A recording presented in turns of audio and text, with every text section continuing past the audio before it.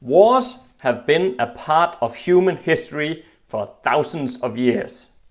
And if you are considering to include one in your fantasy setting or world, then I think it's important that you have a good reason for doing so.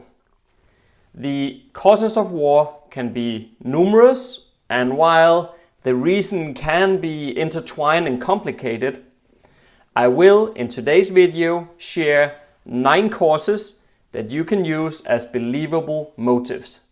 Let's get into it.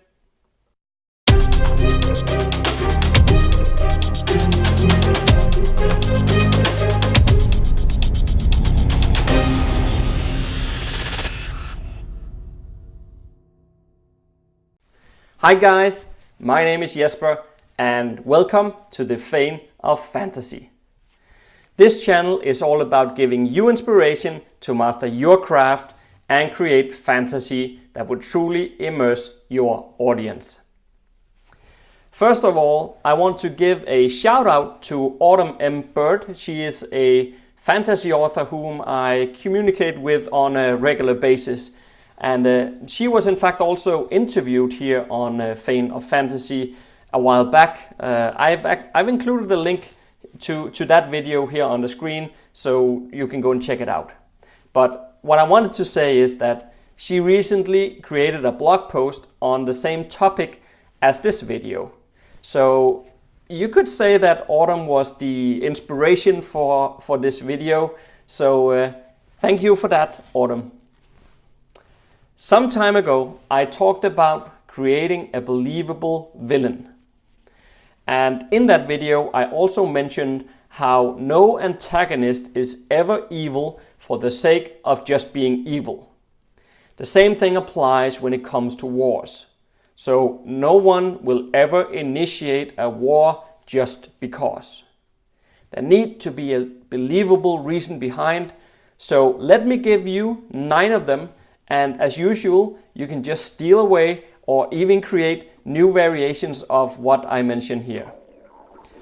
Before we get that far though, I have a few new things to announce. The first is that I want to try out a question of the week in my videos, and I'll come back to that just after I have covered the 9 main reasons for war. The other thing is that I have updated the reward tiers on Patreon. Essentially, I made the lower tiers much more attractive. For example, the lowest one, it's the one I have named Wormling. This is a pledge of $1 a month, and for that you will, for instance, get the following: access to the Patreon only feed, where I post updates twice a week, and we can also interact with each other. And you can also get early access to new videos for just that $1. And if you want more, you can upgrade and not only get free copies of my ebooks, but also be able to submit world building, character, well, yes, you name it, kind of questions to me. And I'll choose some of these questions and once a month release a video addressing them. I have to say that it's important for me for you to know that Patreon is not there so that I can collect money. It's there so that you can help make this channel the best it can be. So money coming in from Patreon is going to be reinvested in this community by improving the video production and video quality. So I hope you will at least take a look at the updated reward tiers. I posted a link to Patreon here on the screen and also in the comment section below, so you can go and check it out. With that out of the way, are you ready? Here comes the 9 reasons for war then. So number 1, economical gain. That one country wants to take control of another's wealth is nothing new. In fact, economic reasons will very often be the underlying driver that sparks wars. It can be conflicts about money, but also fundamental necessities such as water and food supplies. Number 2, resources.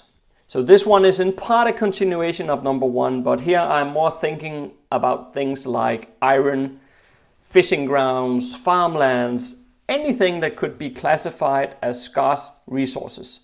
If one country is running low on a resource when the other country has it available in abundance, but keeps insisting on overcharging, isn't that what people do when the demand is high, so they will raise the price, right? Well, in such cases, and if the country wants the resource badly enough, it might be just what triggers a war. Number 3, succession.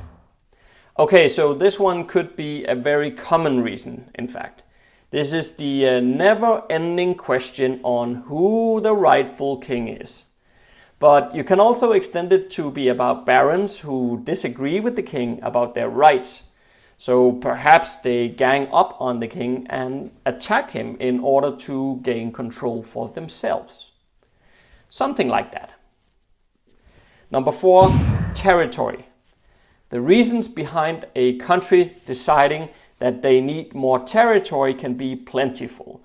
They might want more living space. They might need more land for agriculture, or simply the fact that they want a safety zone between themselves and some hostile enemy. Number 5 is revenge. We talked about revenge in last week's video as well, and given how naturally it comes to us humans, this is also a motivation for wars. I'm sure you can come up with tons of reasons for revenge yourself, but it's pretty good to consider that it might never get resolved. I mean, it can be an endless chain of retaliation. So we talked about that in last week's video too.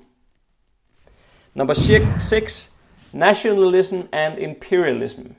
This is when one country takes it upon themselves to prove their superiority, and in the name of nationalism, it's similar to imperialism, to be honest, where the conqueror of another country is believed to bring some kind of honor to the conqueror.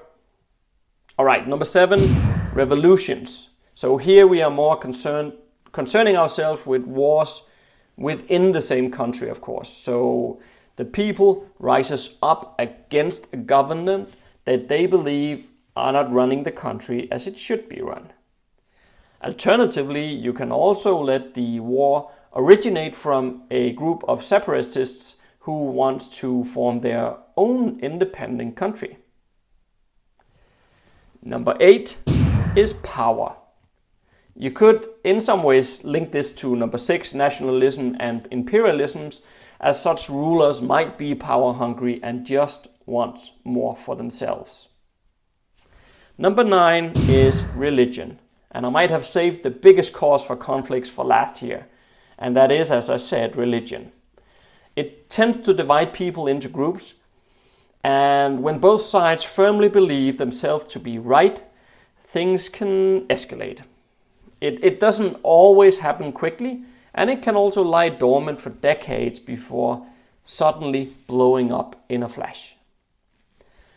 You can also turn this one on its head and have war in your setting being caused by a different reason than religion, and then use religion as the justification. You know, like the king wants to invade the neighboring country to get a hold of its resources, and he then uses the excuse that they hold a different religion as a motivational driver towards his own soldiers. Did you find those 9 reasons helpful? If you did, please hit the like button below and share this video with a friend who loves world building. The question of the week is coming up in a moment. I just wanted to point out first that when you do decide to include wars in your setting, you also want to consider that in medieval times there was, well, I guess you could call it a fighting season. When winter came, it would be too cold to camp outside, and with nothing to eat, they would wait until milder weather conditions. So, well, spring, essentially. They would wait to spring and summer. You don't have to have a good reason for war though. Sometimes war is started for the most ridiculous reasons. As an example, back in 1325, the Italian city-states of Bologna and Modena had been foes for many years.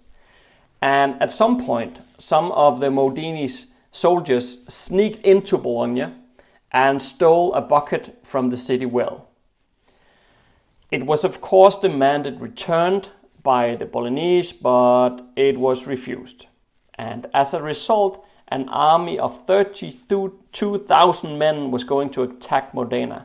And the armies met at Sapolino, and it came to battle, so 2,000 men died because of a bucket.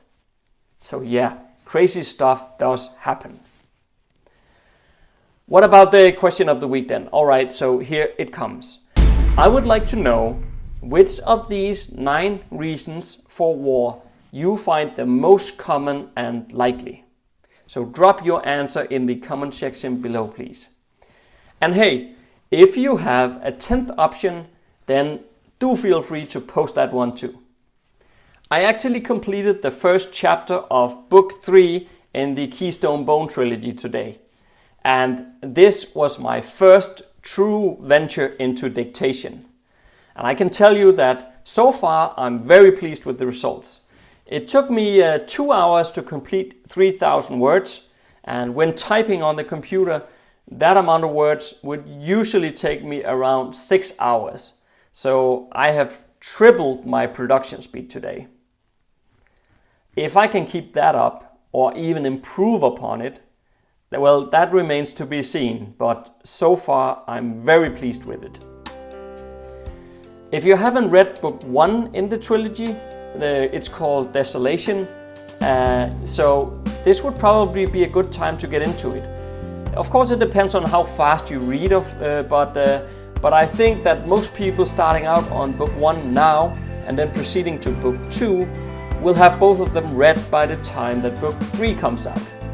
So you can also get a free behind the scenes download if you click right here on the channel banner where it reads exclusive download. So check it out. Do make sure to subscribe to get your weekly dose of fantasy if you haven't done so already. So stay safe out there and see you next Monday.